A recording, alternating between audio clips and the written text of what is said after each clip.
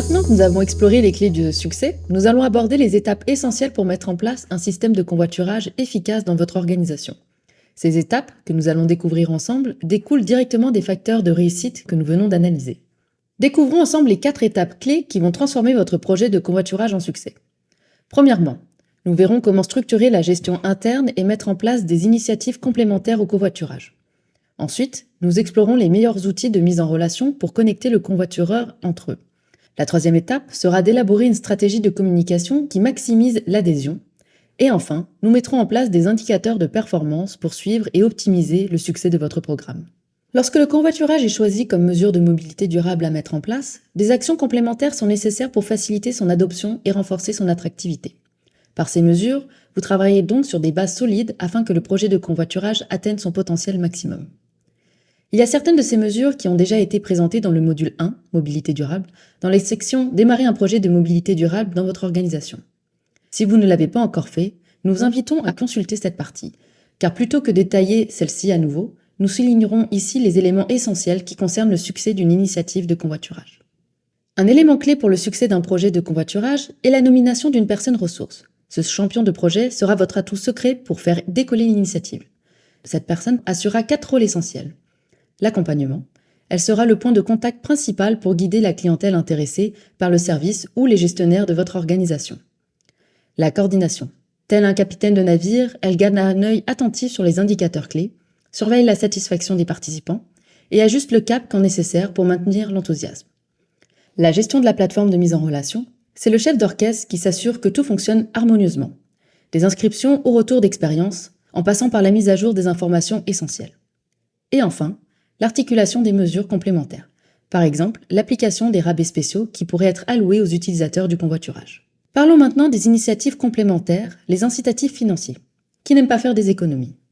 Ainsi, offrir des mesures financières incitatives qui encouragent les bonnes pratiques ou correctives qui découragent un comportement non désiré peut être le déclic amenant le passage à l'action.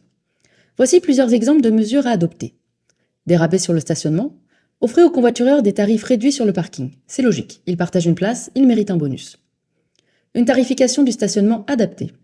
En faisant payer le stationnement à un prix juste, on encourage naturellement les alternatives comme le convoiturage.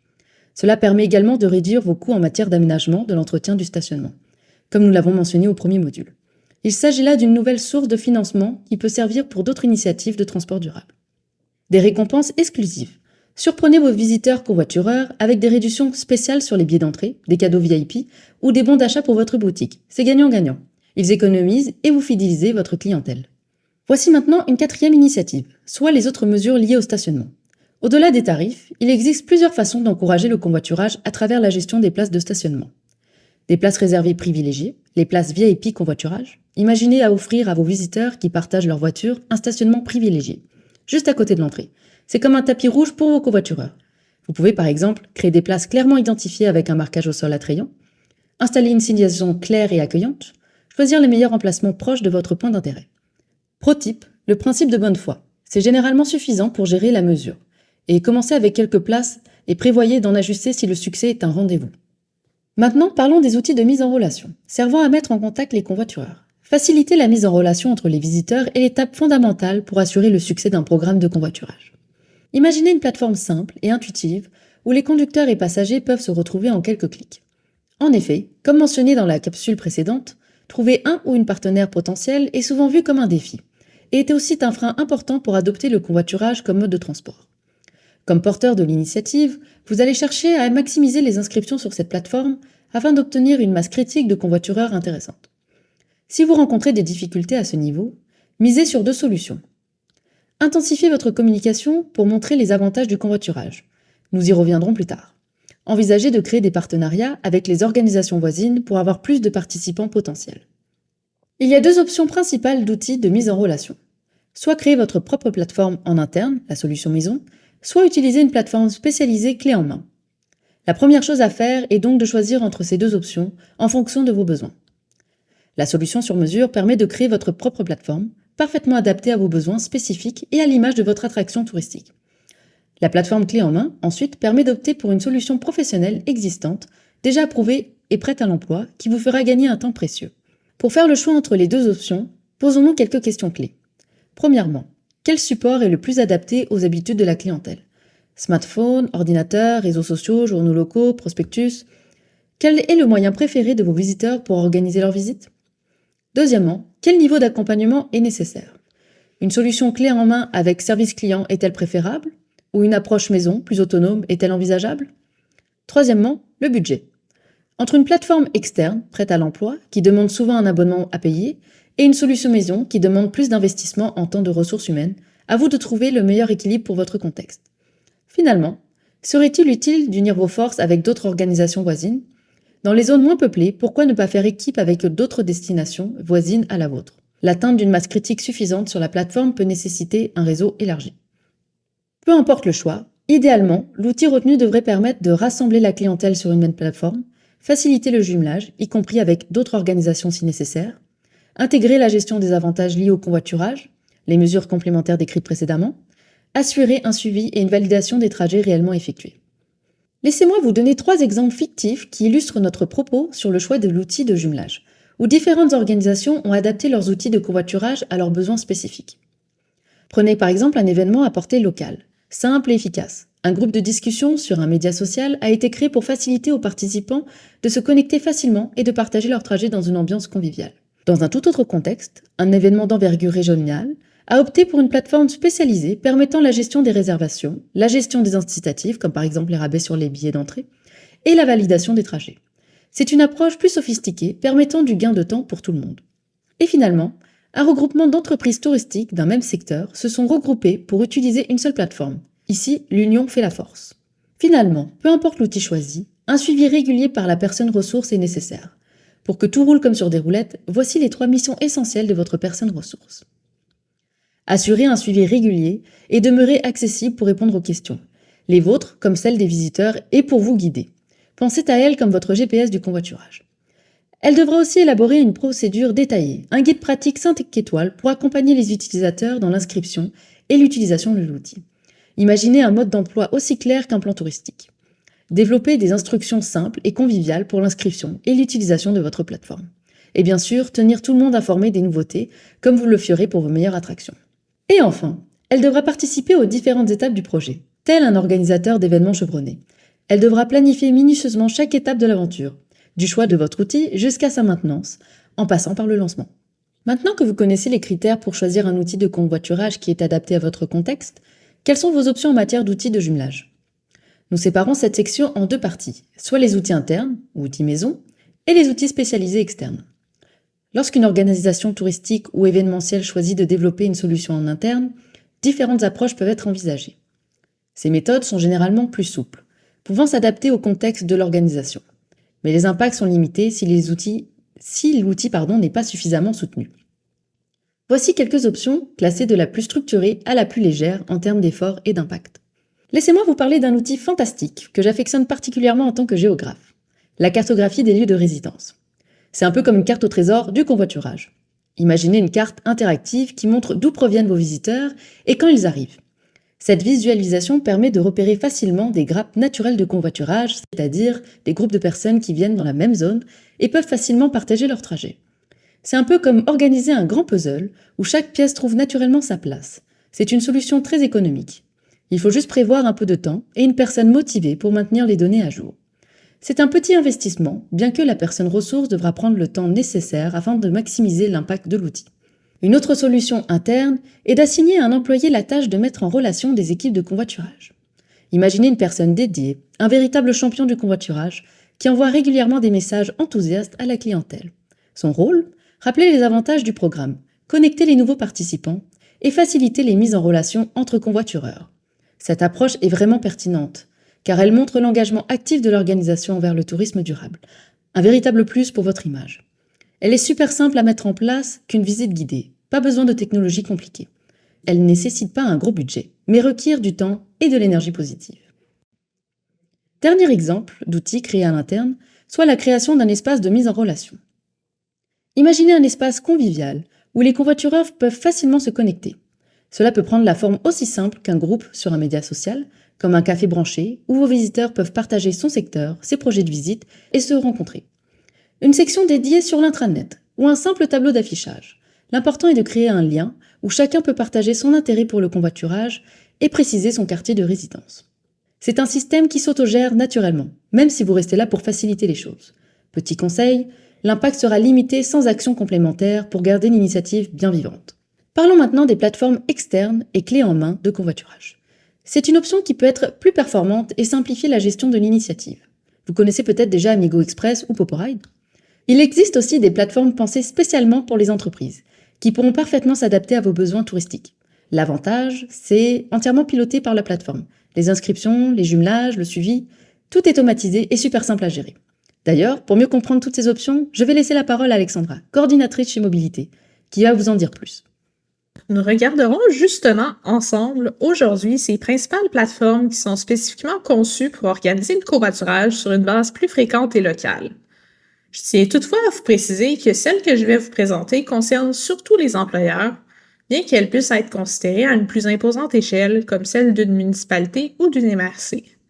Peu de développeurs, hormis covoiturage.ca, dans une certaine mesure pendant un temps, et Greenplay, depuis plus récemment, ont investi le milieu touristique et événementiel, laissant surtout la place à des outils européens pas toujours adaptés à notre contexte spécifique.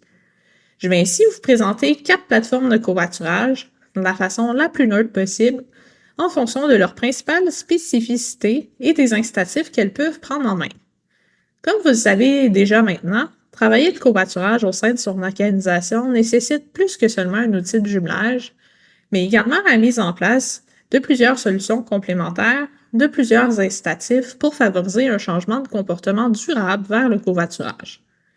Le monde du covoiturage évoluant assez rapidement, je tiens à vous préciser que les 4 plateformes que je vais vous présenter existaient toujours en date du 23 avril 2025, moment de tournage de la présente capsule. Avant de débuter, sachez qu'il y a certaines organisations qui ont choisi de développer une solution à l'interne, encore plus poussée que ce que ma collègue vous a présenté plus tôt.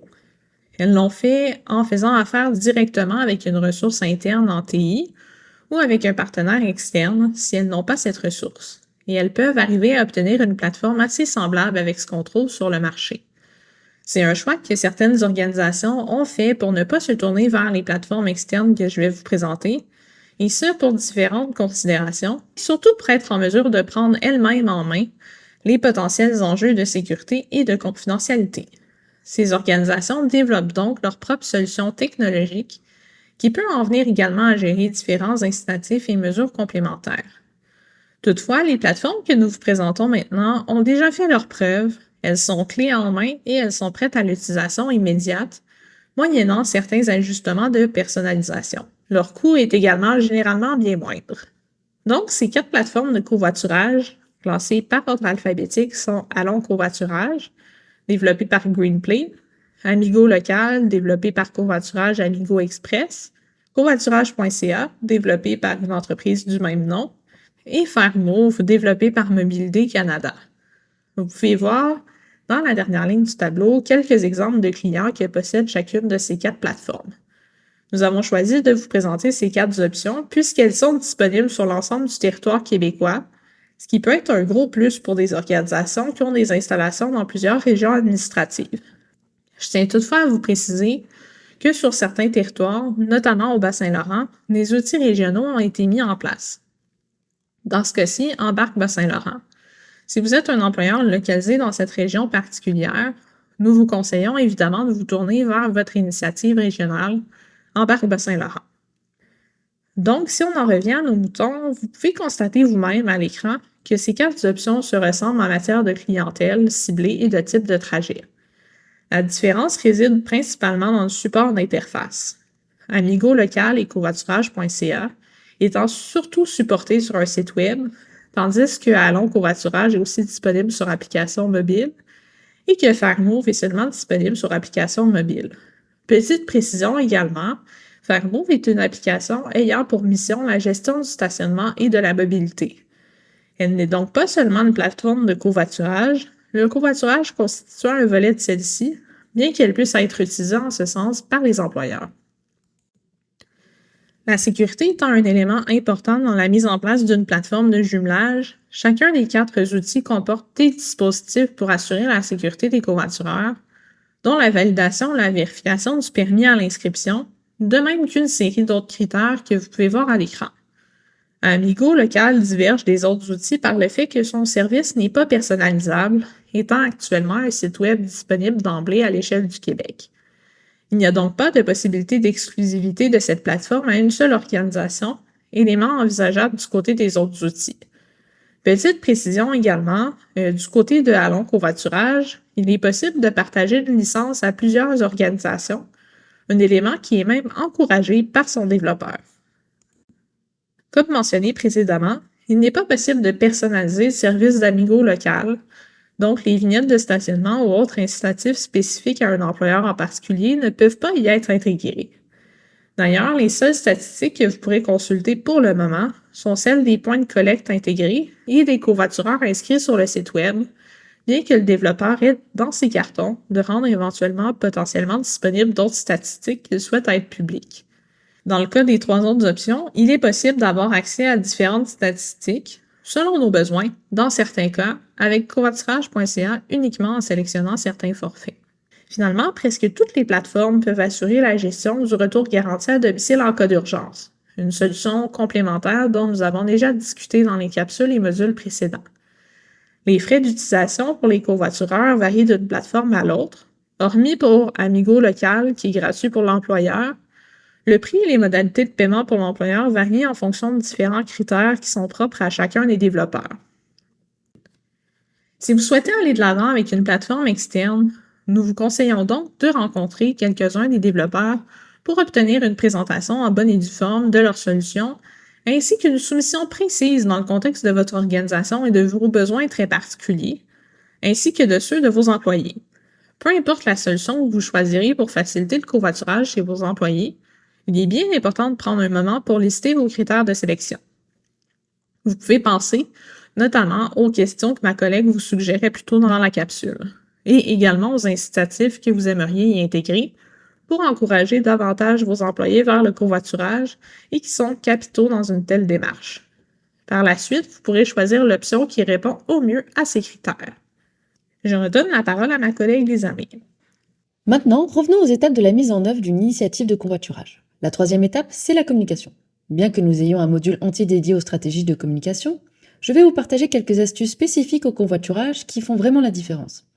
Ces petites astuces vous aideront à attirer vos visiteurs, les garder motivés. C'est un peu comme le carburant qui fait tourner le moteur de votre projet ou la force qui fait avancer vos roues. Vous savez pourquoi la communication est si importante dans un projet de covoiturage ? C'est simple. Il nous faut beaucoup de participants pour que ça fonctionne vraiment bien. C'est ce qu'on appelle la masse critique. C'est comme une boule de neige qui grossit en dévalant la pente. Au début, c'est petit, mais plus elle roule, plus elle prend de l'ampleur. C'est un cercle vertueux qui s'auto-alimente. Pour garantir l'atteinte de cette masse critique, faites connaître, valorisez et soutenez l'initiative à long terme, comme nous l'avons vu dans le 2e module de notre plateforme de formation. Et n'oubliez pas, la communication, ce n'est pas un sprint, c'est un marathon. Il faut maintenir l'effort de façon continue et pas seulement de façon ponctuelle. Voici quelques actions clés qui vont faire de votre stratégie de communication un véritable succès pour votre programme de covoiturage. C'est comme créer une expérience touristique inoubliable. Tout est dans la façon de la présenter. Première action, intégrez le covoiturage dans vos communications régulières. Mentionnez l'initiative dans les informations pratiques, les infolettes, les brochures touristiques, la billetterie et confirmation d'inscription ou les outils de communication déjà existants. Ensuite, rendez-le visible et attrayant. Installer une signalisation claire près des stationnements réservés et mettre en valeur les incitatifs offerts, comme par exemple les places prioritaires, les avantages financiers ou le remboursement. Faites-en une expérience privilégiée. La 3e action, simplifiez au maximum l'accès à l'information. Intégrez les modalités de participation et les outils de jumelage dans le site web de l'organisation ou sur les autres canaux existants. Aussi, créez des opportunités d'essai. Lancez des défis amusants, organisez des concours, transformez le covoiturage en une expérience sociale et ludique. Et enfin, positionnez le covoiturage comme une valeur organisationnelle. Communiquez le covoiturage comme étant une action qui prouve votre engagement pour un tourisme plus durable, plus responsable, plus moderne. En somme, l'objectif c'est de faire du covoiturage quelque chose de naturel, facile et même divertissant. Pour en savoir plus, je vous invite à consulter le module 2. Et pour terminer sur une note importante, la 4e et dernière étape. Une fois votre projet bien lancé, il faut garder un œil attentif sur sa réussite et ajuster vos actions si c'est nécessaire. Comment ? C'est simple.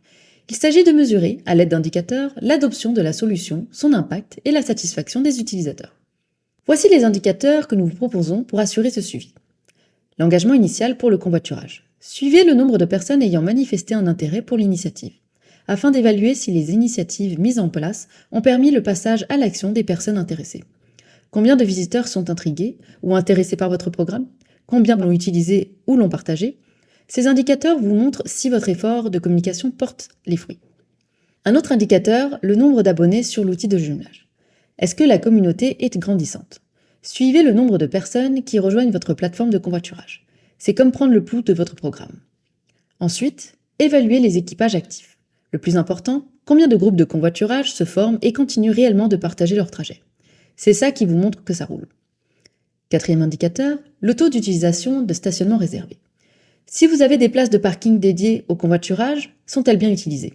C'est un excellent baromètre de succès, et c'est un bon moyen de jauger la nécessité de s'ajuster.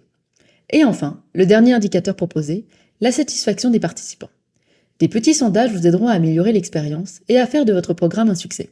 L'objectif est d'améliorer continuellement l'outil et les services associés pour favoriser une adoption durable. Et n'oubliez pas le quatrième facteur de succès, la patience. C'est votre meilleur allié. Pensez que les changements de comportement nécessitent du temps, en particulier pour une initiative de convoiturage où nous cherchons à atteindre une masse critique de convoitureurs. Gardez un œil régulier sur ces indicateurs, restez à l'écoute des retours et ajustez votre approche aux besoins. C'est comme ça qu'on construit un programme qui dure.